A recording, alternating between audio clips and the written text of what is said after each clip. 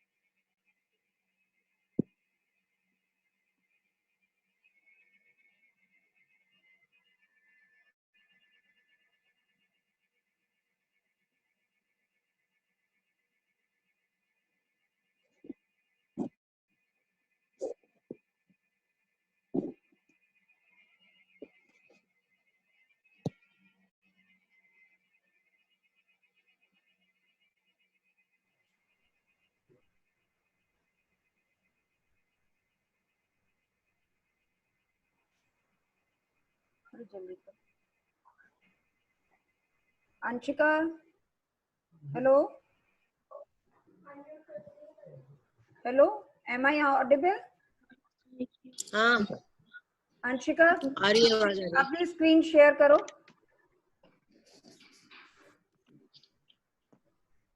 Share screen पे check करो। Hello Sarita दीदी, बहुत रेस्टिंग मूड में है आप?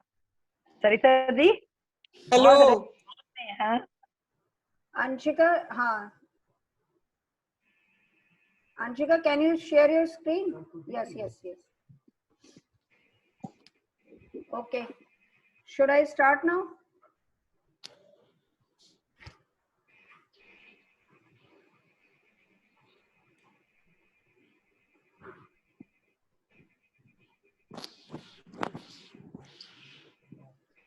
हेलो, हाँ डॉक्टर रेनू, हाँ doctor Renu yes ma'am. Ma'am का देख लो।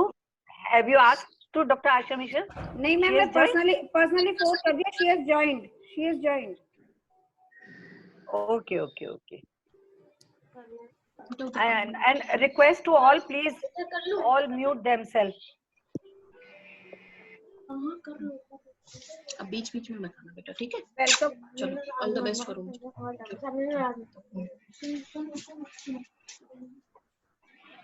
Doctor Anshika, all the best. बच्चों से बेस्ट, ऑल द बेस्ट बोल पा रहे, हम भी ऑल द बेस्ट बोल रहे। Thank you ma'am, thank you. Okay.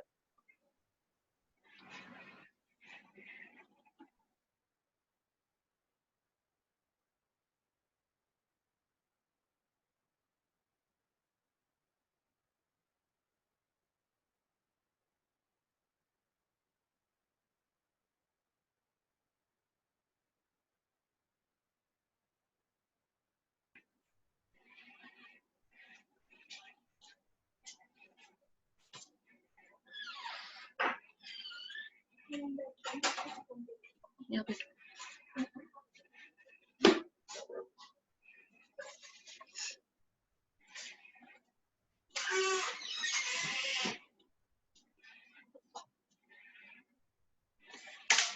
इसमें वही आएगा जो जूम का वेट करने का वीडियो मैं पूछ रही हूँ डिस्कस था ना, इसलिए मैं बातें जाती कर। Welcome everyone. First of all, I want to thank Dr. Vimlesh ma'am to give me the opportunity to moderate the session on Rh negative pregnancy.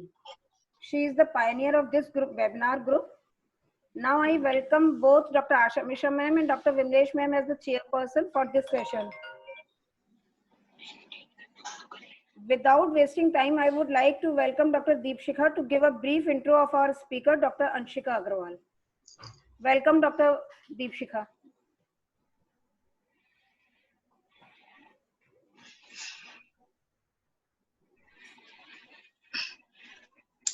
Dr. Deepshikha?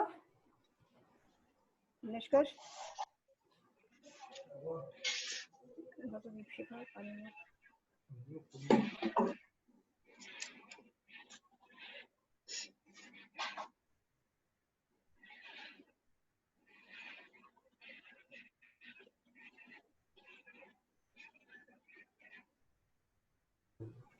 Hello? I think Dr. Deepshikha is not on screen. Dr. Deepshikha, she was there.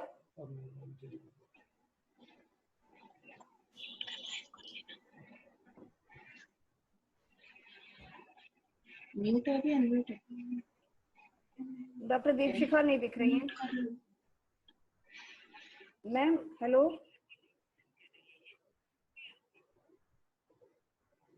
Ma'am. Anshika.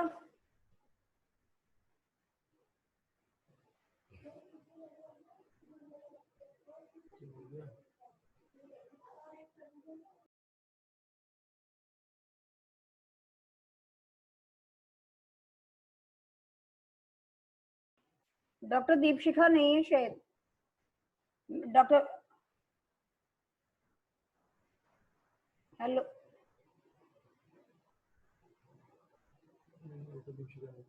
Doctor Anshika आप directly start कर दीजिए. I welcome you Dr. Start the session. Dr. Ray. Okay, Dr. Renu, you just start. You just give the small introduction of Dr. Anshika. She will enjoy. She will join in between. You just give the. Dr. Deepshikha has joined. Dr. Deepshikha has joined. हाँ. Ma'am, give a brief introduction of Dr. Anshika. Meeting और बिना join करके भी ma'am ने chat भेज दिया. Start करूं? Yes, ma'am. Dr. Anshika is a well-known gynecologist of Hapur. She has passed her MBBS and EGO from Jabalpur Medical College, MP से, and she is a very active member of our menopausal society, Hapur Menopausal Society. She is very good at expression, and she is अब आप देख लीजिएगा जो भी है उनके आपके सामने आएगा. She is very good at expression and she is a very active member of our Hapur Cultural Society, Menopausal Society, and as well as Educational Society.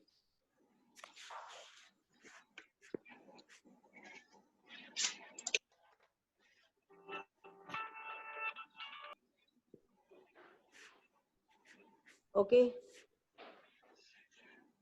Ma'am, should I start? Yes.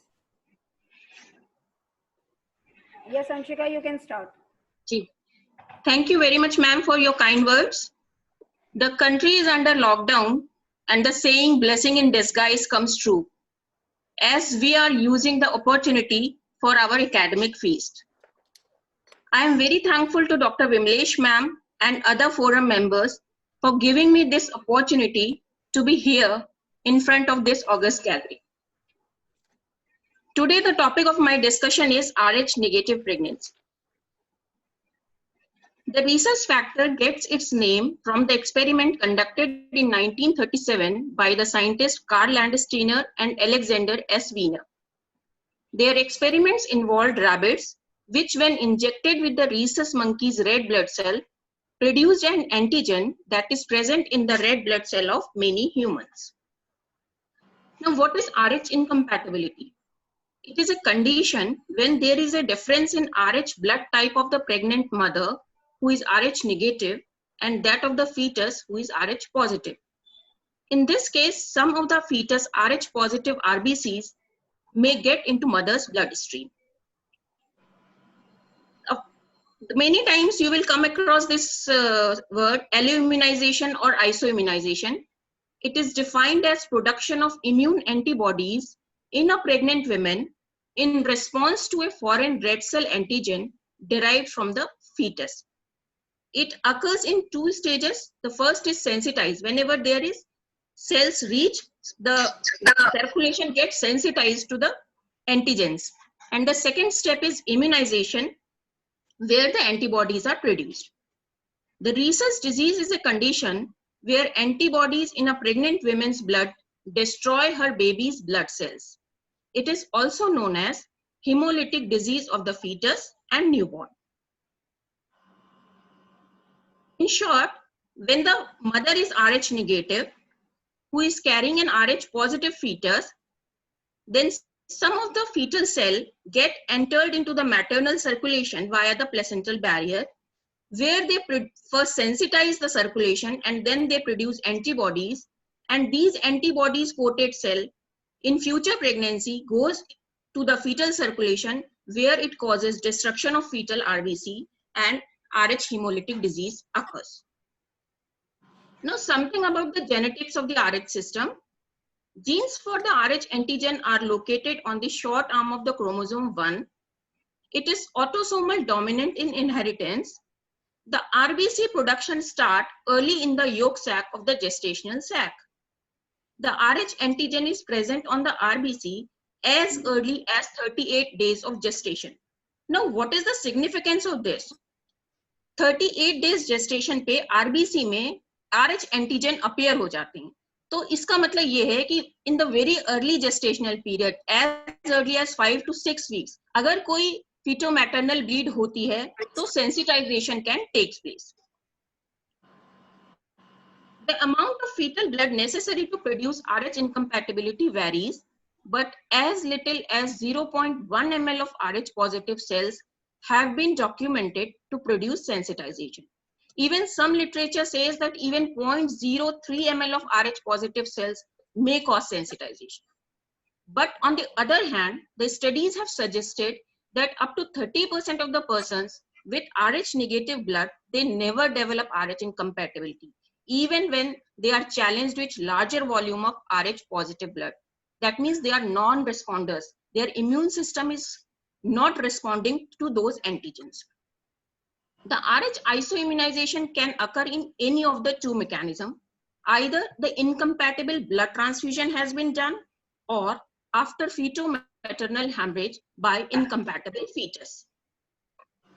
Feto-maternal hemorrhage can occur during delivery or during antenatal period, but the chances are 90% during delivery, but only 10% during pregnancy. Whenever there is bleed, the initial maternal response to Rh sensitization, there is production of IgM antibodies. These IgM antibodies are larger in size and they cannot cross the placenta. Therefore, the firstborn infant with Rh positive blood types are not usually affected. But within 6 weeks to 6 months, whenever further sensitization, when there is further antigenic response is there, the IgG antibodies are formed, which are smaller in size and they can cross the placenta. When they cross the placenta, they destroy the fetal Rh positive cells. In short, the pathogenesis is of Rh isoimmunization. Whenever a Rh negative woman marries to a Rh positive fetus carrying a Rh positive man, and she is carrying a fetus, it may be Rh positive or it may be Rh negative. If the fetus is Rh negative, no problem occurs. But if Rh positive fetus is there, then the Rh positive RBC enters the maternal circulation. If the mother is already non-sensitized, that means it is primary immune response, the fetus is unaffected and first baby usually escapes. But if the mother is previously sensitized, that means it is secondary immune response. In that case, IgG antibodies are formed, which enters the fetal circulation and causes hemolysis. Whenever maternal IgG enters fetal circulation via fetal placenta, there occur destruction of fetal red cells, which causes fetal anemia, which may vary from mild to severe variety. The heme is formed and which is converted to bilirubin, causing fetal hyperbilirubinemia. Both heme and bilirubin are neurotoxic, but in normal circumstances, they are effectively cleared by the placenta and metabolized by mother.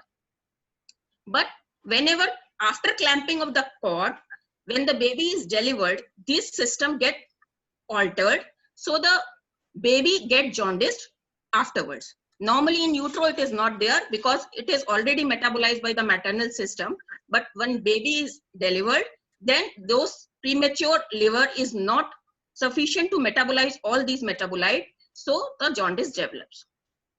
In response to hemolysis, the extramedullary sites like liver and spleen, they start producing more and more of red blood cells. Because of that, hepatosplenomegaly occur and extramedullary erythropoiesis takes place, which results in many of the nucleated cells in the circulation causing immature erythroblast in the circulation, which leads to erythroblastosis fetalis. Hello? Yes, ma'am. When cell destruction exceeds production, anemia occurs, hepatosplenomegaly takes place, and eventually with ascites, edema, and pericardial effusion, heart failures occur. When the hematocrit falls below 15%, hydrops fetalis occur. In that case, fetal death shortly occur before or after birth. Now, RH sensitization risk, it depends on three factors. What is the volume of the hemorrhage, extent of maternal immune response, and concurrent presence of ABO incompatibility. And you will be surprised, अगर ABO incompatibility है किसी patient में और उसके साथ में RH incompatibility है, so that has got a protective factor, because in ABO incompatibility, ABO antibodies are already there in the maternal circulation, which neutralizes the fetal cells, and therefore the severity of RH sensitization decreases. The RH isoimmunization is a concern for female who are pregnant or who are planning to do so. And the risk increases with each subsequent pregnancies. As you all know, when there was no prophylaxis, the risk was very high, up to 16% after 2 deliveries. But with the administration of postpartum anti-D prophylaxis, this has been reduced to 2%. And now, with the use of routine antenatal anti-D prophylaxis, this risk has further gone down to 0.17 to 0.28%, which is very significant.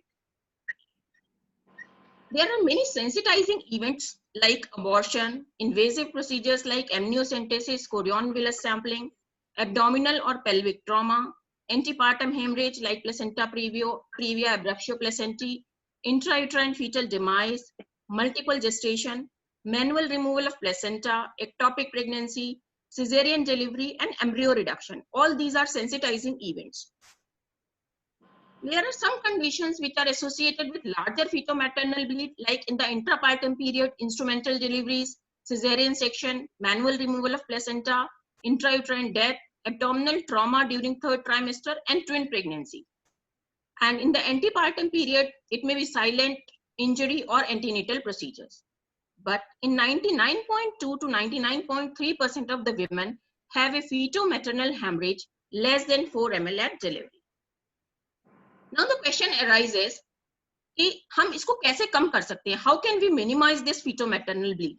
So for that, prophylactic ergometrine with the delivery of anterior shoulder should be withheld.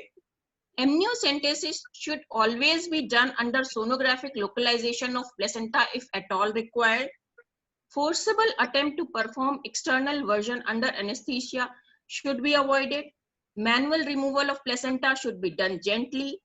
To refrain from abdominal palpation as possible in abruptio placentae, ARM should be avoided, and repeated PV examination should be avoided. Now there are some special precautions during cesarean section. We should prevent blood spilling into the peritoneal cavity by properly packing the abdominal cavity before removing the placenta. And manual removal of placenta should not be done as a routine. To avoid giving RH positive blood to RH negative female from her birth to menopause. Now comes the question of management. How to manage these patients? The aim of antenatal management is to know the maternal immune status. First of all, it is very necessary to know whether the woman is immunized or not. If the mother is not immunized, we can prevent isoimmunization. If the mother is already immunized, our aim is to detect fetal anemia and hemolysis and to prevent fetal complication. The sensitization is determined by indirect Coombs test. In the antenatal management, we go for RH blood type of the patient and her spouse. Any history of blood transfusion should be asked for. History of previous pregnancies, their outcomes, any intervention taken should be asked for. If there is history of hydrops, there are 90% chance of recurrence in this pregnancy. Previous administration of NTD was done or not, history of any maternal trauma during pregnancy, any presence of vaginal bleeding, any history of invasive procedure in the pregnancy. Then maternal antibody determination is done by ICT with titer at first visit and ultrasonography. Ultrasonography is done for accurate dating of the fetus and for any fetal complication. Now comes immunoprophylaxis. All the non-sensitized D-negative pregnant women should be given NTD following any sensitizing event during pregnancy. If the pregnancy is less than 12 weeks, in that case, any sensitizing event takes place like therapeutic abortion, ectopic pregnancy, molar pregnancy, any vaginal bleeding associated with pain, then in that case, we need to give 250 international unit of NTD, and test for fetal-maternal hemorrhage is not required. Similarly, if pregnancy is between 12 to 20 weeks, if any invasive procedures like chorion villus sampling or amniocentesis has been done or any history of trauma is there, we should give 250 international unit, and test for fetal-maternal hemorrhage is not required.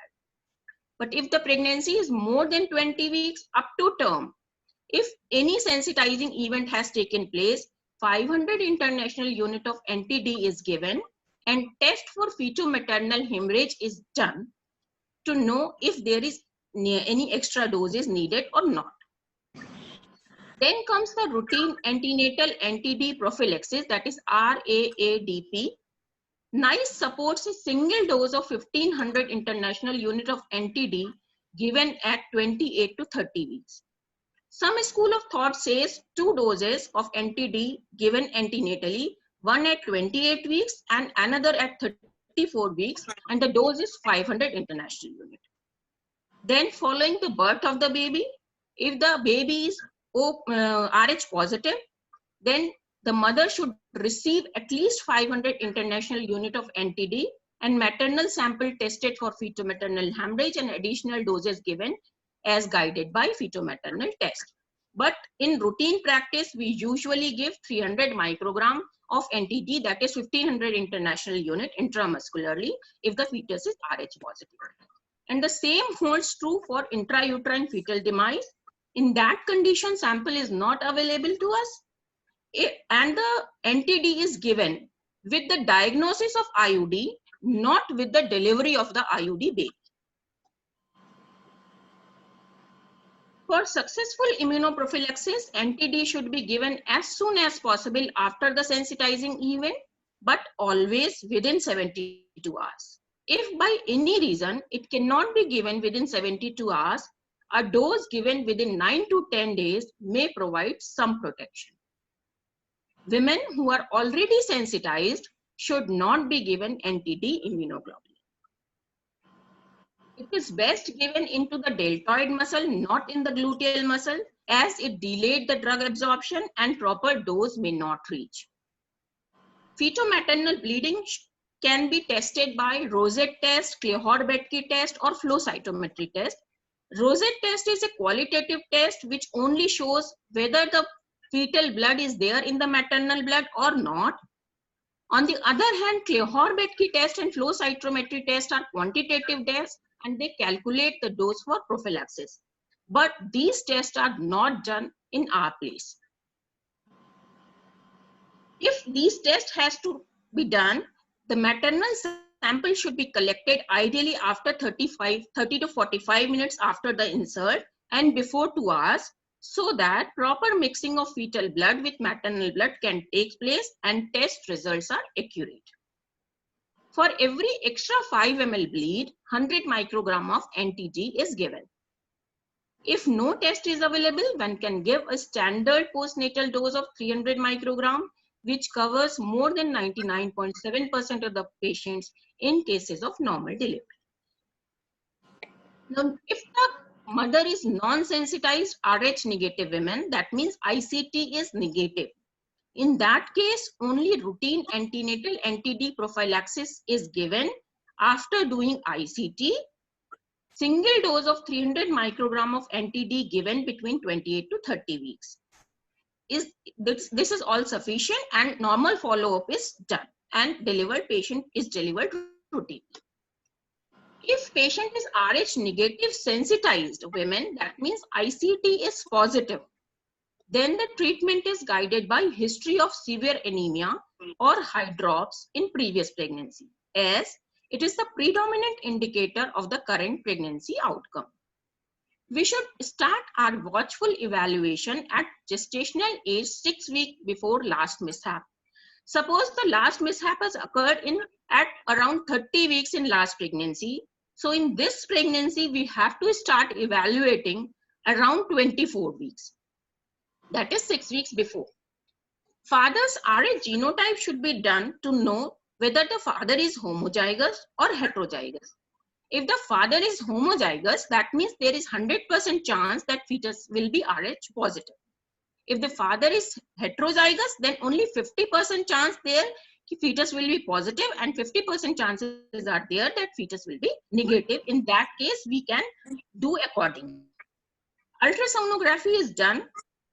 The middle cerebral artery peak systolic velocity Doppler is an excellent tool to diagnose the fetal anemia. There are some other non-specific findings also. If there is no prior history, maternal antibody titer is done and the patient is managed accordingly.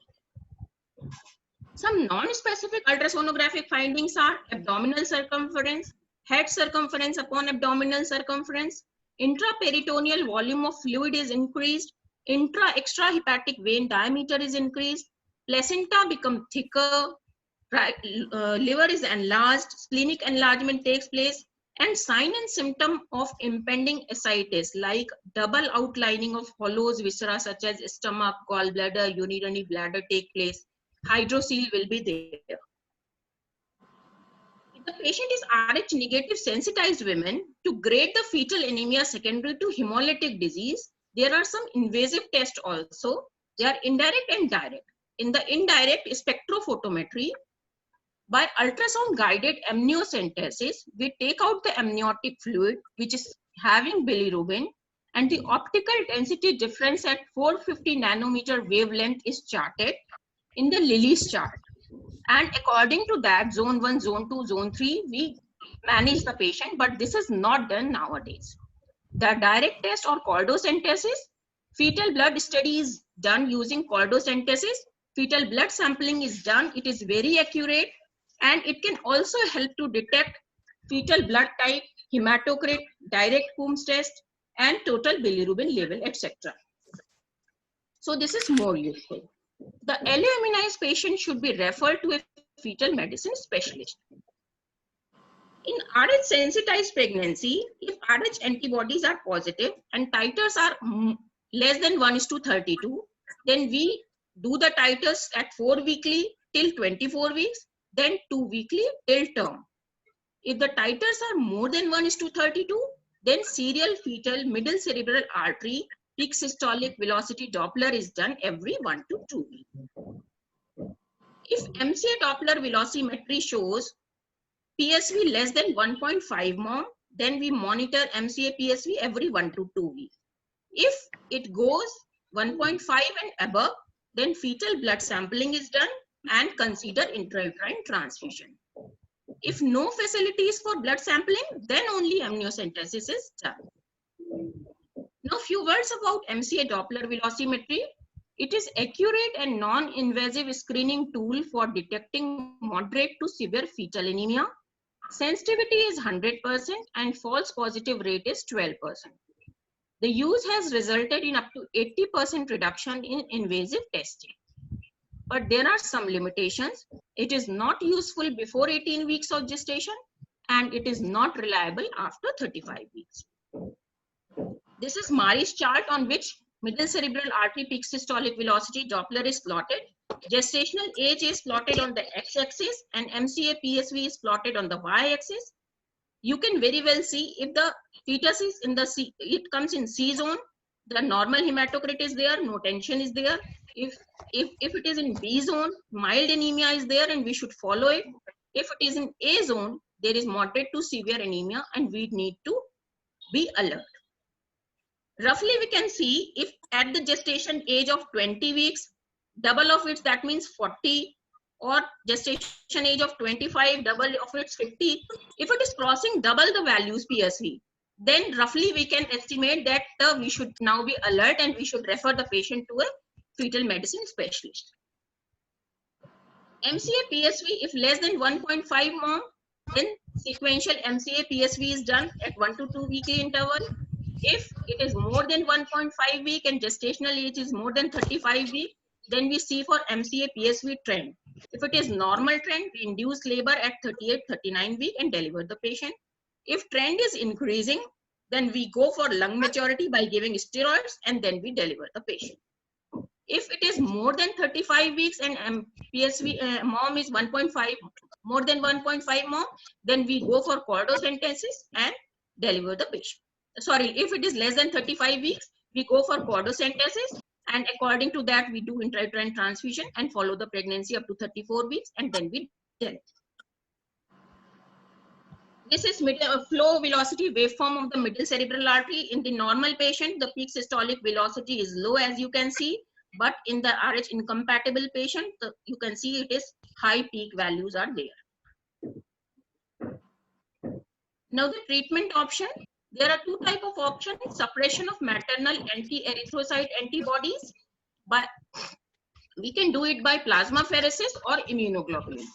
Plasmapheresis, although replaces up to 80% of the antibodies, but it is a very costly procedure, not done nowadays. Immunoglobulin, in this intravenous immunoglobulin, about 400 to 500 milligram per kg maternal body weight is given. It is also very costly and not done preferably. Now the treatment of choice is fetal transfusion. The intrauterine fetal transfusion is done for severely affected fetus before 34 weeks of gestation and can be started at 18 weeks, can be repeated at 1 to 3 week interval up to 30 to 32 weeks, and then terminate the pregnancy. The intrauterine blood transfusion is the recommended treatment for severe hemolytic anemia in utero between 18 to 35 weeks. It is done when the hematocrit levels falls below 30% or below 2.5 centile, or the hemoglobin rate of hemoglobin difference is more than 2 milligram per DL as per normal. Two types of transfusion are there: intravenous transfusion and intraperitoneal transfusion. Intravenous transfusion is done in the umbilical vein or intrahepatic vein. It is the method of choice, but it is a bit difficult procedure, can be done by experts only. And the aim of intravenous transfusion is to improve the fetal anemia, improve the oxygenation, so that better outcome at delivery takes place and the baby becomes normal. The intraperitoneal transfusion, the blood is transfused in the peritoneal cavity from where it is absorbed by the lymphatic channels, but this is least preferred because of many drawbacks. The blood to be transfused should be O negative group of choice, and it should be tested for HIV, HBsAg, HCV and VDRL. It should be seronegative for cytomegalovirus, should be leukodepleted and irradiated. Plasma is removed to increase the hematocrit up to 70 to 80%, and the blood should be fresh. The timing of delivery depends upon the antibody titer, the rate of rise of antibody, and any fetal therapy required. Now, during intrapartum period, what should we do? We should involve the neonatologist. NICU should be there. We should send the cord blood samples for ABO, RH typing, direct Coombs test, hemoglobin, bilirubin level, and peripheral smear.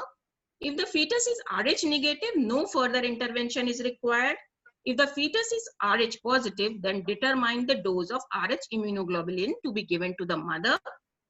Don't give oxytocin at the delivery of the anterior shoulder. Early clamping of the umbilical cord is indicated, and we should leave a long length of cord about 15 to 20 centimeters.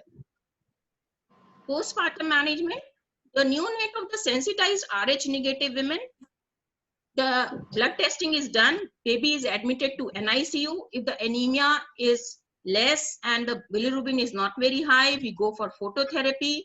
If anemia hemoglobin is less than 11 or cord blood bilirubin is more than 4 milligram or total bilirubin is more than 20 milligram, then we go for exchange transfusion.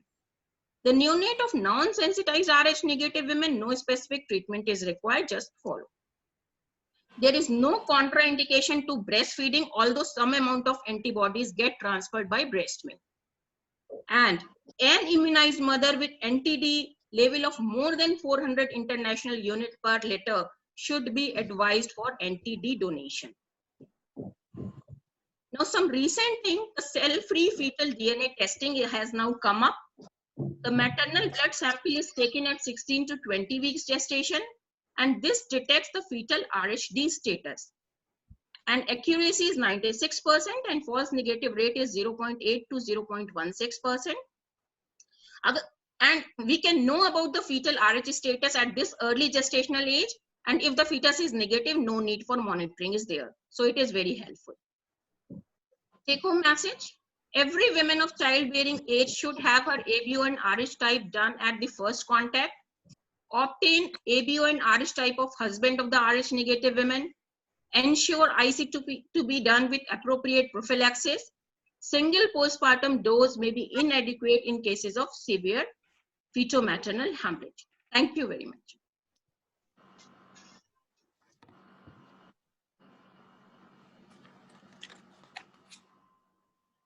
Thank you, Anshika. Thank you, Anshika, for this detailed information of all about Rh negative pregnancy management in a very comprehensive manner.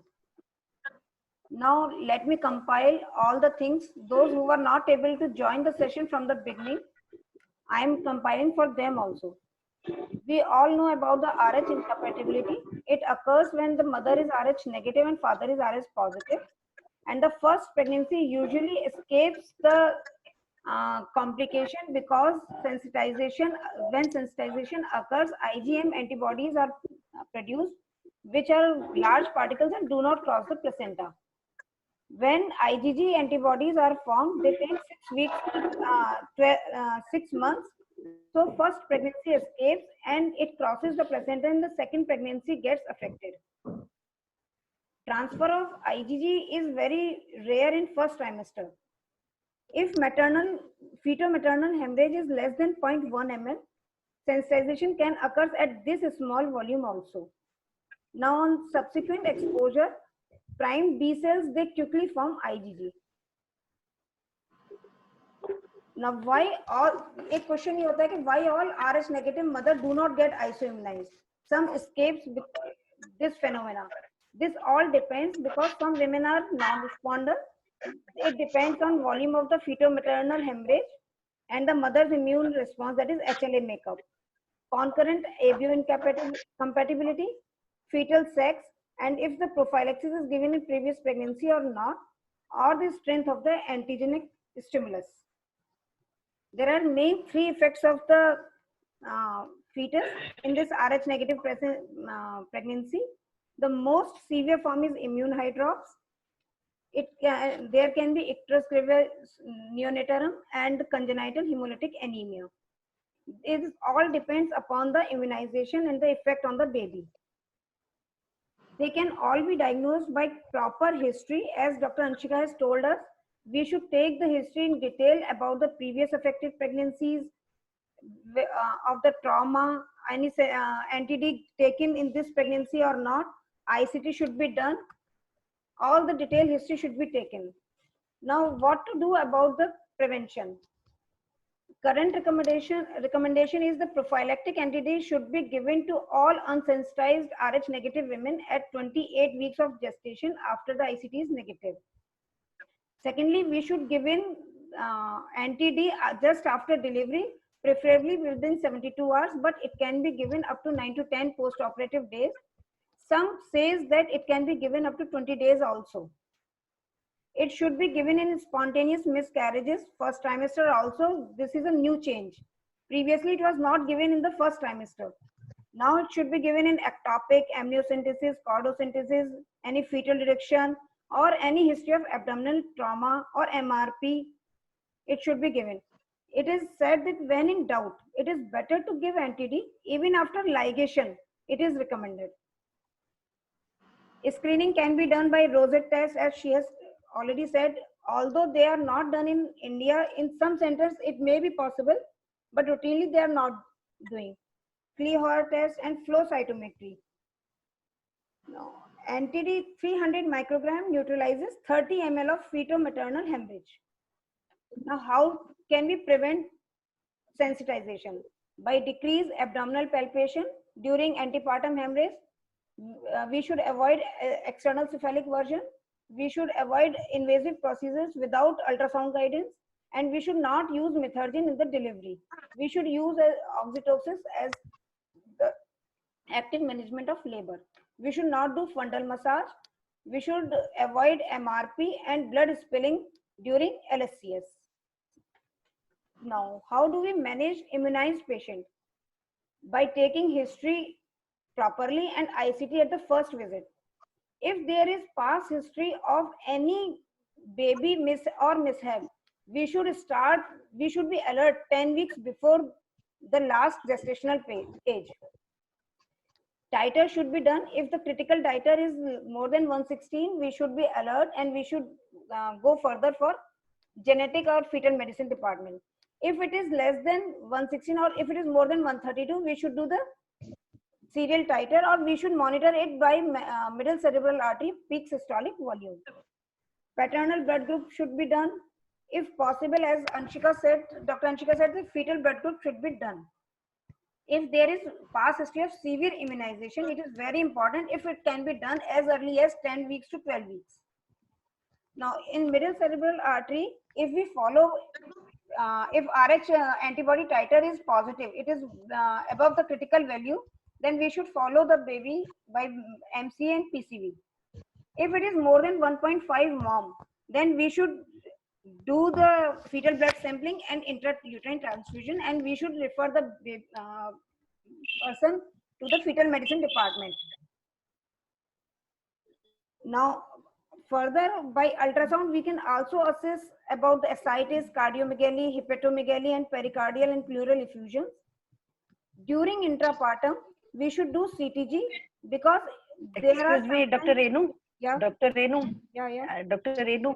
And we will have just summarize your topic, and better to have some time for the questioning. Yes, and because of question. 2 lines are left only.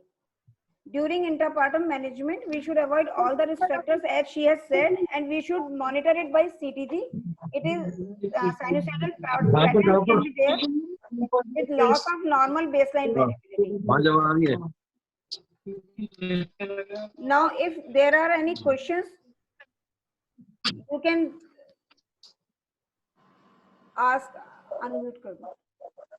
Ma'am, there is a question from Dr. Pushpa Works to everyone. What is NTD donation? Dr. Asha Mishra. Dr. Anshika will give the answer. Dr. Anshika. NTD donation for that for making the immunoglobulin. We Rh NTD immunoglobulin is patient plasma donation. So if the patient has got very high level of NTD, we can use that for making the antibodies. Okay, now second question is from Dr. What we are Shani. doing for It means, Dr. Anshika, we have to search out the Rh negative patient who have already successfully delivered, Yes. and we check the antibody of that lady. If she has sufficient amount of the antibody against the Rh, then we'll have the blood plasma of that lady, and we'll Yes. make the. This is. I am clear. Am I clear? Yes, ma'am. Am I right? Okay. Hello, Vimlesh. Yes. Hello. Hadi. Hello? Hadi. हाँ doctor. Yeah, so is it something like blood donation? Like once the patient is delivered, we should get the. I mean, after the patient is delivered, Doctor, it we is the advise her to same get a thing. blood tested for NTD. नहीं doctor, it is the same thing जो हम लोग gonadotropin बनाते हैं, HMG बनाते हैं. HMG Yeah, कहाँ that है? is From the तो हम menopausal that- urine. COVID test And भी आज ये इसी तरीके से this is the work of the pharmaceutical. ये फार्मेसी का वो काम है. understood. I mean we should motivate. यानी हमको पेशेंट को मोटिवेट करना चाहिए to go and donate the anti-Ds. Where यदि वो हमसे पूछेंगे कहाँ क्या डोनेट होगा? करेंगे, ये नहीं हो सकता डॉक्टर साहब. हम उनको ये नहीं कह सकते नहीं क्योंकि जैसे एक्चुअली क्या होता है, जैसे हम लोग के यहाँ ब्लड बैंक है. ब्लड Yeah, बैंक में हाँ. हर ब्लड कंपोनेंट की एक लाइफ है. ठीक है, वो लाइफ उतने दिन, जैसे कि कोई 35 डेज, कोई 1 मंथ, कोई 3 मंथ, जब वो डेट एक्सपायरी हो जाती है तो वो सारा प्लाज्मा हम लोग को फार्मास्यूटिकल्स को देना पड़ता है. मतलब देते हैं, फार्मास्यूटिकल्स लेते हैं. तो वो लोग जो भी मेडिसिन, फार्मास्यूटिकल्स मेडिसिन बनती है जिनमें प्लाज्मा यूज होता है उसमें यूज करते हैं. तो मेरे ख्याल से this is the same thing. जब उन लोग का अपना होता होगा जहाँ ये जैसे उसका बनता है, किसका बनता है भी, रोक्लॉन किसका है, भारत सीरम का है, भारत हाँ, सीरम का है. हाँ. 2 कंपनी बनाते हैं. तो वो लोग मेरे ख्याल से उनका कांटेक्ट ब्लड बैंक से रहता होगा. तो ब्लड नहीं, बैंक उसमें हमारा डायरेक्ट कोई, उसमें डायरेक्ट नहीं. अपना रोल, हमारा नहीं रोल मैम, कुछ नहीं हुआ हमारा ना. रोल तो सिर्फ मोटिवेशन का. Okay okay. Second Thank question you. is from Thank Madam Vats only. What is the dose of NTD after twin delivery? It is same as Same. routine pregnancy. In multiple pregnancy also we give only 300 microgram. But and feto-maternal hemorrhage test, if can be done, we can do it. And if extra dose required, we can give. But routinely we give only 300 How microgram. will you calculate the fetal-maternal hemorrhage twin pregnancy? हाँ, actually, How will you calculate? Dr. Saab, हाँ, I am telling you, with due permission of Dr. Asha Mishra, ma'am, please correct me if I am wrong at any place. Actually, doctor Anshika बहुत अच्छे से explain कर चुकी है कि 99% ये cover कर लेता है जो 300 माइक्रोग्राम ऑफ एंटीडीएम फुल डोज लगाते हैं. लेकिन यदि हमें लगता है कि हमें हैंडलिंग करनी पड़ी है या पीपीएच हुआ है, कोई भी एनी हमें एडिशनल लगती है जो अंशिका ने रिस्क फैक्टर्स बताए हैं, तो and we are unable to do the leak test. हम लोग कितना फीटो मैटरनल लीक हुआ है वो टेस्टिंग हम नहीं करा सकते, होती नहीं है. So it is better to give the higher dose. We can give 300 plus 150. We can give. It is safe. यदि हम ज्यादा भी डोज देंगे तो वो गलत नहीं है, पर यदि हम एंटिसिपेट कर रहे हैं कि लीक ज्यादा हुआ होगा तो we can give the more dose. ये सोच के So कि I उसका have leak. one question also. जी madam, doctor Asha Mishra ma'am please. Yes, so far we have discussed all about the fetus. So what are the effects of RH alloimmunization on mother, and what is Ballantine syndrome? So what are the effects of RH alloimmunization on mother? Ma'am mother पे जो effect है वो प्रीएक्लेम्शिया हो सकता है, Eclampsia वगैरह. polyhydramnios, hypoproteinemia and hypofibrinogenemia, and maternal syndrome हो सकता है जिसमें generalized edema होगा, pruritus होगा और edema होगा. And ma'am, risk of coagulopathy also there. PPH. And hyperplacentosis. It is the hyperplacentosis, of course, preeclampsia, you told. And Ballantine syndrome. Ballantine syndrome is the mirroring of the fetus. Like the fetus has edema, the mother has edema. The fetus has little micro albuminuria. The mother has also mild albuminuria. There is an elevated blood pressure on the both sides. And problems can be also related to the chordocentesis and amniocentesis. These are the ill effects of alloimmunization on mother. Do you think still there is any indication for spectrophotometric analysis of amniotic fluid? In spite of so much good results with MCA, PSV. Ma'am routinely तो Mary's charting ही किया जाता है. Lily's In the current scenario, what is the indication of amniocentesis spectrophotometric analysis? Ma'am अगर कॉर्डोसेंटेसिस available नहीं है या expert hand चाहिए, amniocentesis a bit easier, in that case only we can go for that. Told yourself after 35 weeks middle ma'am. cerebral artery, you cannot assess the better. And still it is the dictum. It is better that we carry the pregnancy to 36, 37 weeks if the time permits. So after 35 weeks in fetal medicine center, still it is being practiced because they said that fetal maturation is better inside the utero than taking prematurely out, because the mortality, neonatal mortality will be doubled up by the prematurity and of course by the allo immunization. Excuse me, Is ma'am. it, do you agree Ma'am, with me? Ma'am मैं कुछ बोलना चाहूंगी ma'am please. Actually, if we have reached up to the 35 weeks and there is the sign of fetal कि fetus हमारा affected है, तो अभी two schools of thoughts है. अभी भी prefer अभी भी ये किया जाता है कि better to deliver at 35 weeks instead of intrauterine blood transfusion, क्योंकि जिस स्ट्रीम तक उसको दिक्कत है उस समय केवल ट्रीटमेंट इंट्रायूटेराइन ब्लड ट्रांसफ्यूजन का रह जाता है, एक्सचेंज ट्रांसफ्यूजन का. तो उसकी जगह बेटर है कि हम 35 वीक्स पर बेबी को डिलीवर करा के, क्योंकि इस समय इंट्रा जो हमारी आईसीयू सर्विसेज है, जो न्यूनेटल सर्विसेज है, वो बहुत अच्छी है, जहां पर हम 28 वीक्स 30 वीक्स का बच्चा सेव कर सकते हैं. तो उसमें बेटर यही होगा कि हम 35 वीक्स का बच्चा डिलीवर करा लें, बजाय इसके कि हम 35 वीक्स पर इंट्रायूटेराइन ब्लड ट्रांसफ्यूजन करें मैम, क्योंकि उसकी अपनी कॉम्प्लिकेशन है. But if your titers permits you, because the titer is not the only foolproof indication that fetus is safe. Ma'am एक और चीज है मैम, नहीं मैम एक और इम्पोर्टेंट बात है, it is better to diagnose at early stage, कि जब हमारा फीटल एनीमिया डेवलप हो रहा है, फीटल एनीमिया डेवलप होने पर और वो हमारा वर्स नहीं हो रहा, जितना वो आगे वर्स होगा उतने कॉम्प्लिकेशन बढ़ जाएंगे. तो बेटर है कि जिस समय डेवलपमेंट होना शुरू हुआ है, अर्लीस्ट जब भी फीटल एनीमिया डेवलप होना शुरू हुआ है, तभी हमें इंट्रायूटेराइन ब्लड ट्रांसफ्यूजन कर लेना चाहिए. और मेडिसिन वाले they have little difference opinion, वो कहेंगे एनीमिया डेवलप हुआ है, हमने इंट्रायूटेराइन ट्रांसफ्यूजन कर दिया and the fetus is well inside. इसमें दो स्कूल ऑफ थॉट्स हैं मैम, लेकिन वो सिंगल इंट्रायूटेराइन ट्रांसफ्यूजन से काम नहीं चलेगा, तो दे विल डू रिपीटेडली, क्योंकि प्रोसेस तो ऑनगोइंग है मैम. तो हम अवॉइड करेंगे कि इंट्रायूटेराइन प्रोसीजर बार बार हो.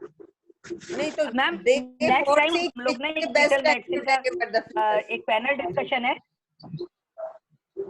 जी मैम एक क्वेश्चन है मैम, एक क्वेश्चन है from doctor Shalini. What is the protective efficacy of anti-D injection? What is the protective efficacy of anti-D injection? Dr. Anshika. Anti-D is totally effective, but the things are like कभी-कभी ऐसा होता है कि वो time से नहीं दिया गया, या कभी ऐसा होता है कि फीटोमैटर्नल ब्लीड ज्यादा है, उसकी वजह से वो न्यूट्रलाइज नहीं कर पा रहा.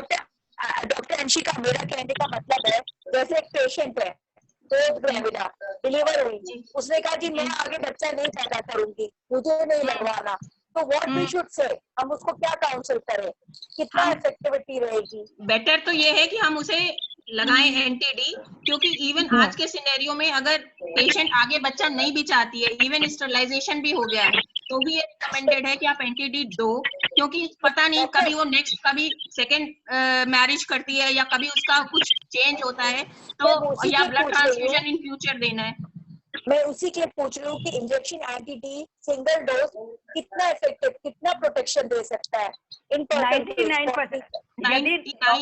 यदि नॉर्मल डिलीवरी है विदाउट एनी कॉम्प्लिकेशन, तो 99 विल कवर. Okay ma'am. नहीं, but you know the fetal leak is same in cesarean and the normal vaginal delivery, तो उसमें फर्क नहीं है. मैम सिजेरियन में चांसेस आर मोर ज्यादा हो जाते हैं. Actually 300 microgram neutralizes 30 ml of fetal blood. अगर इससे ज्यादा है तो आप दे सकते हैं. और in some books में I have read कि 5 doses of anti-D can be given in 24 hours, but it should be given IV preparation. Is it true? मतलब जो मैंने थोड़ा सा पढ़ा है उसमें ये लिखा हुआ था एक जगह कि we can give 5 preparation में ये है कि 1200 माइक्रोग्राम तक दे सकते हैं. हमने भी यही पढ़ा था, बट अब करेंटली वो यही कह रहे हैं कि कोई खास अंतर नहीं है. पहले हमने भी यही पढ़ा, सिजेरियन में ज्यादा होता है।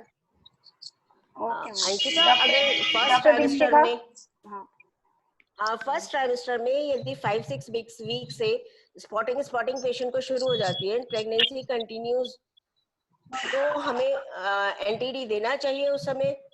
नहीं doctor Anshika, if the bleed is without painless bleeding है अगर थोड़ी थोड़ी, तो हमें कुछ नहीं करना है. If the bleeding is associated with abdominal cramps or pain, then we should give NTD. But for all practical purposes, अगर पेशेंट आपको कोई कंफ्यूजन है कि पेशेंट आपको सही से नहीं बता पा रही है या प्रॉपर हिस्ट्री दे रही है कि नहीं, then it is better to give NTD than withholding.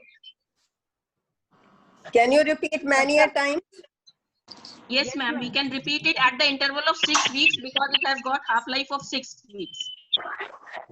And routine antenatal NTD prophylaxis should be given in addition to that. It's not like कि अगर हमने sensitizing event के लिए दे दिया है तो हमें NTD routine prophylaxis मैंने जो तो आते ही 28 खा दिन लिया में था। करते हैं वो नहीं करना है. अब हमें पता चला आप पढ़ा रहे हैं तो मैंने पूछा नहीं आप। सेकंड इम्पोर्टेंट चीज है कि यदि हम लोग को अल्ट्रासाउंड में जो हम डेटिंग के लिए अल्ट्रासाउंड करते हैं, जो अर्लीस्ट करते हैं, कार्डियक एक्टिविटी के लिए करते हैं, यदि we are getting the sub chorionic bleed, then also we should give, Also we should give. irrespective of the complaint of the patient. If we Very are seeing very the true. subchorionic bleed and the patient is Rh negative, we should always give. And the important thing, the last dose of immunoprophylaxis and the delivery time not more than 6 weeks. If it is more than 6 weeks, then the efficacy comparatively, क्योंकि क्या है doctor Anshika, जो आपने पूरा prophylaxis दिया है, उस prophylaxis से जो पेशेंट हमारा सेंसिटिव होता है उसका भी 0.1%, मतलब कि यदि वो 10% सेंसिटाइज के चांसेस हैं तो हार्डली 0.2% सेंसिटाइजेशन रहता है यदि हमने एंटीनेटल प्रोफाइलैक्सिस दिया है. तो इसीलिए ये डोजेस बनी हुई हैं कि हम फर्स्ट डोज 24 वीक्स पर दें और सेकंड डोज हम 30 वीक्स पर दें. यदि किसी पेशेंट की डिलीवरी, एक और क्वेश्चन आता है, यदि किसी पेशेंट, प्लीज म्यूट योरसेल्फ, कभी अब म्यूट कर, खुला हुआ है? नहीं मैंने इसलिए खोला था डिस्कशन. अच्छा, क्यों नहीं, पीछे बच्चों की आवाजें आ रही है ना, एक्चुअली मत खोलो रेनू, मत खोलो, जो बोल रहा है केवल उसका खोलो. क्योंकि यदि आपने फर्स्ट डोज आप दिए, आपने प्रोफाइलैक्सिस की 24 वीक्स पर, सेकंड डोज आप 30 वीक्स पर दे रहे हैं, और बाई चांस एक क्वेश्चन आता है, यदि पेशेंट 34 वीक्स पर डिलीवर हो जाता है,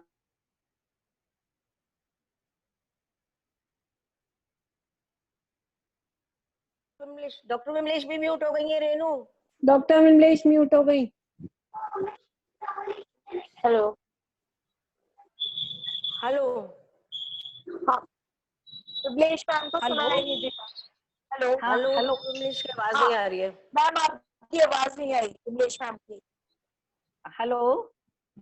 हाँ विमलेश हाँ, रिपीट मैम, कर दो, audible आवाज बंद हो गई. ऑडिबल है. फिर ऑडिबल से है. बोलो, फिर से मैम फिर क्या से बोलो? फिर बोलिए. से.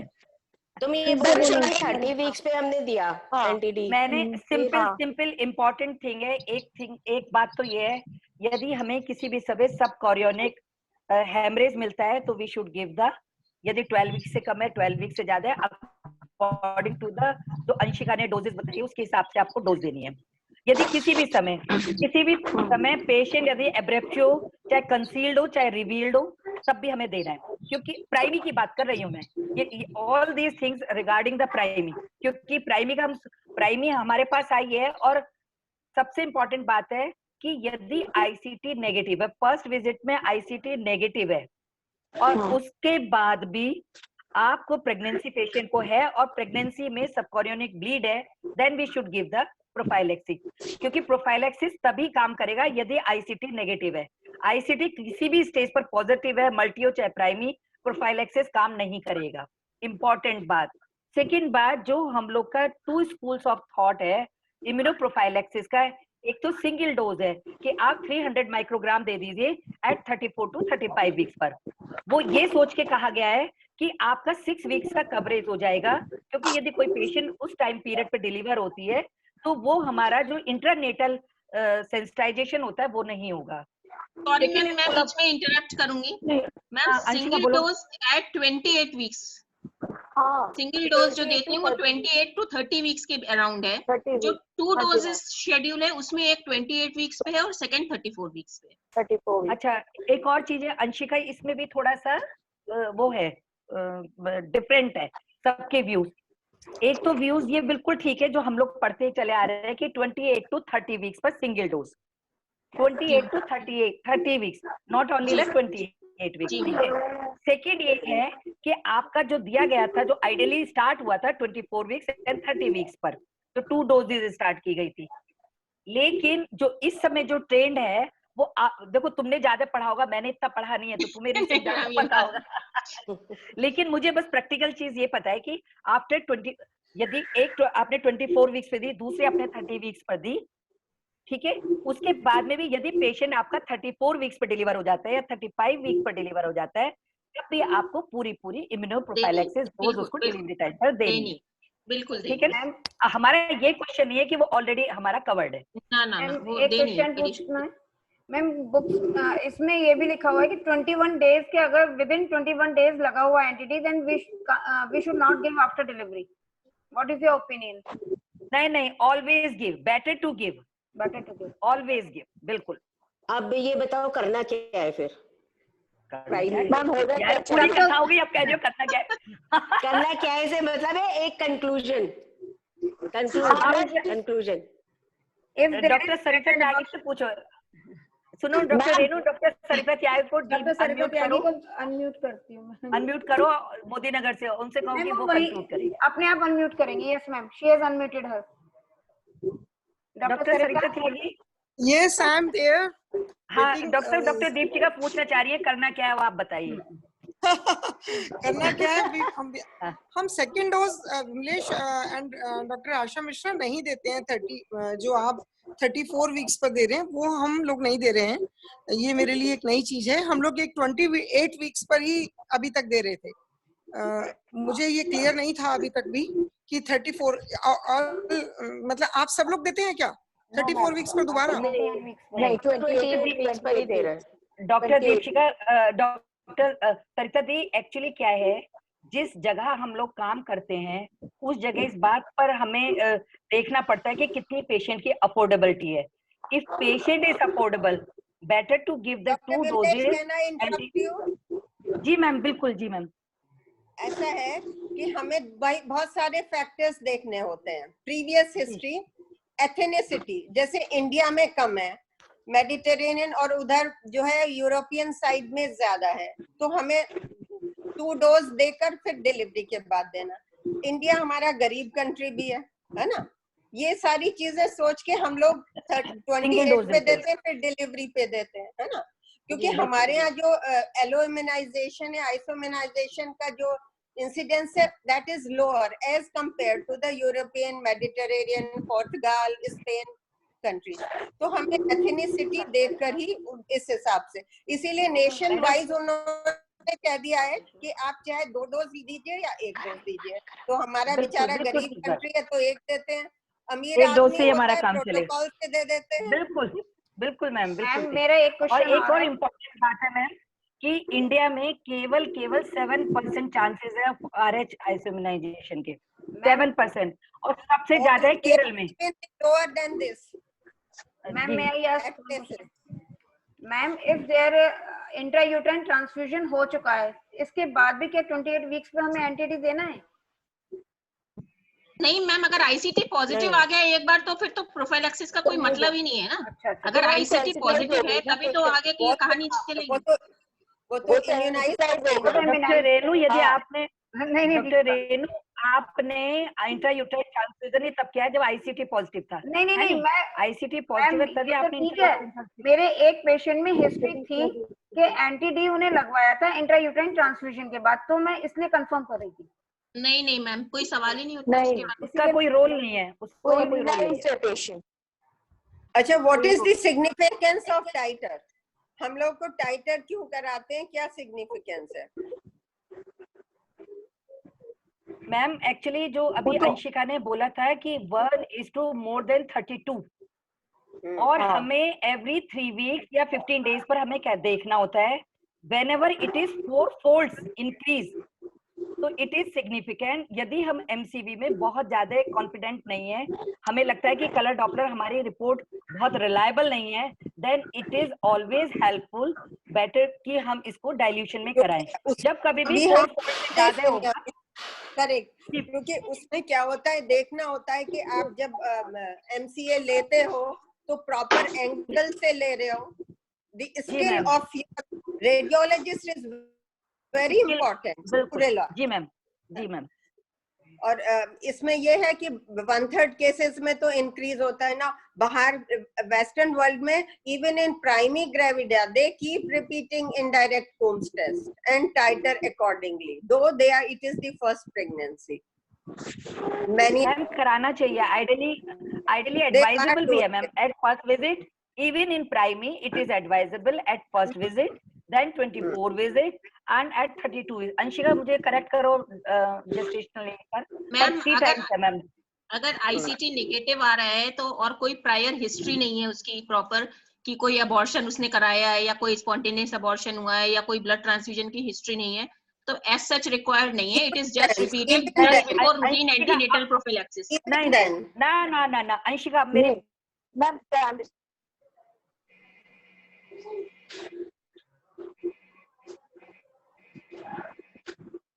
हेलो लीक, तो we have to detect earliest to leak कि कब उसका लीक हुआ है। Hello, we should always advise at least 3 times ICT, simple ICT, even in primary. Whenever it is positive, then we'll go for the dilution test. जी ma'am. Yes, ICT every trimester में होना चाहिए ma'am. नहीं, every trimester नहीं है। Eight first visit एक 26 या 24 weeks पर है और एक 32 या 34 वीक्स है। एग्जैक्टली जेस्टेशनल एज मैं नहीं बता पाऊंगी। जो पहले शेड्यूल था उसके हिसाब से था, लेकिन अब जो है फर्स्ट उस पे करते हैं, फर्स्ट विजिट पे पेशेंट की, और उसके बाद हमें जब 28 वीक्स पे एनटीडी देना है उसके पहले आईसीटी रिपीट कराते हैं।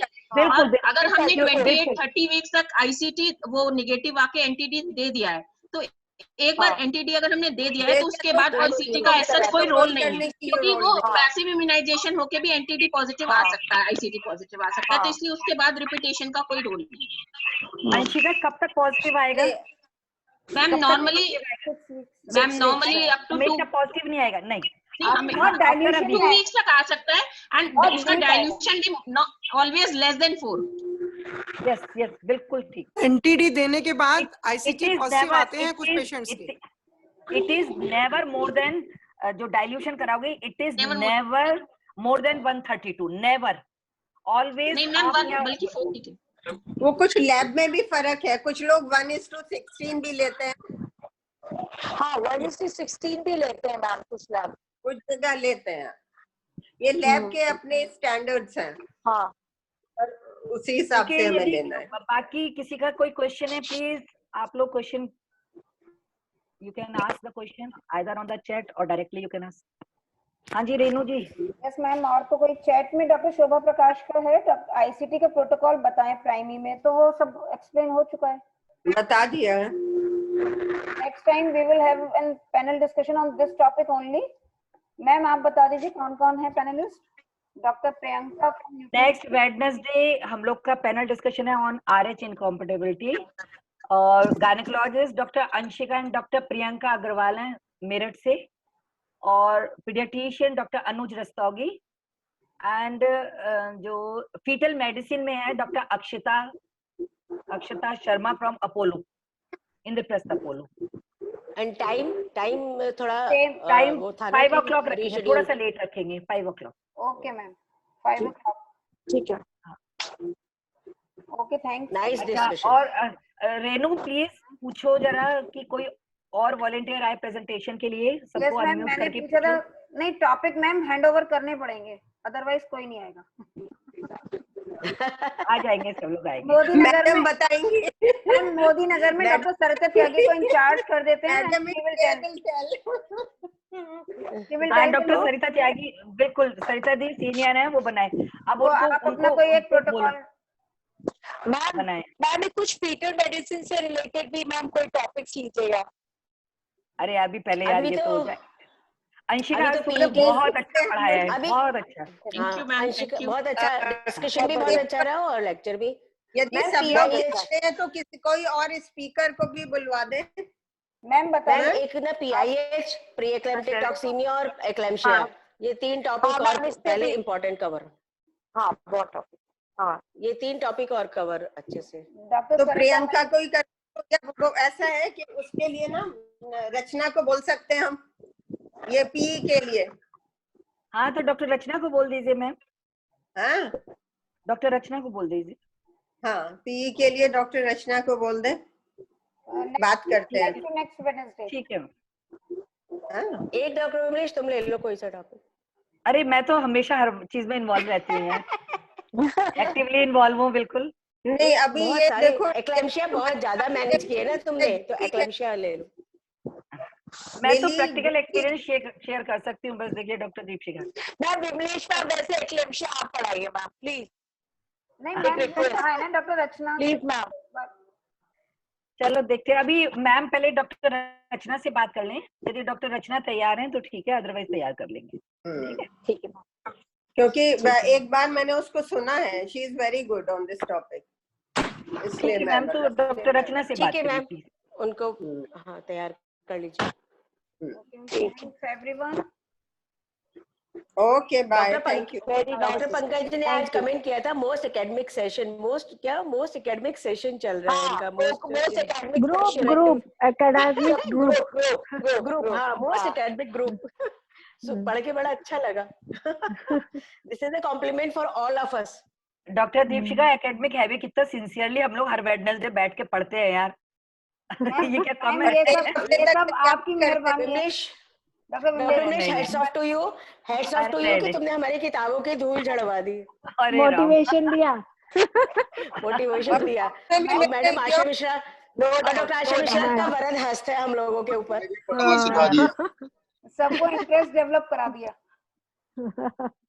ये तो है मैम थैंक यू पढ़ना सिखा दिया, अरे नहीं भाई, परेशान किए। हमें भी पढ़ना सिखा दिया। यार मैम एक चीज अच्छी है, मैंने एक एग्जाम क्वालिफाई कर लिया, कील यूनिवर्सिटी का ART कोर्स था, उसमें एक उन्होंने फॉर्मल एग्जाम लिया था, 6 दिन पढ़ाया उन्होंने, 6 घंटे, उसके बाद एक एग्जाम लिया, वो हमने पास कर लिया, तो वो हमें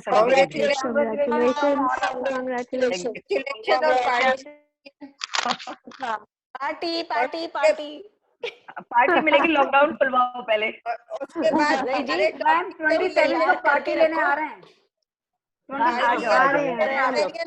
सोशल डिस्टेंसिंग बहुत अच्छे से करा दूंगी, आ जाओ। हाँ तो मैम तैयार रहिए, 27 को आएंगे। 27 को। अरे आओ बिल्कुल, मोस्ट वेलकम 27 को, मोस्ट वेलकम। तैयार रखना। Okay bye. हाँ हाँ, जो कहो वो तैयार किया जाएगा। केक हम ले आएंगे। अरे चलिए, thank you. Okay ma'am. Okay okay bye bye. Okay bye, Thank you, ma'am.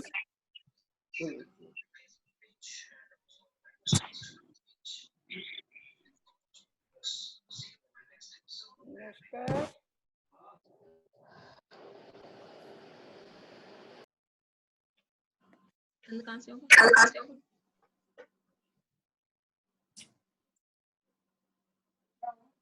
वो एक सेशन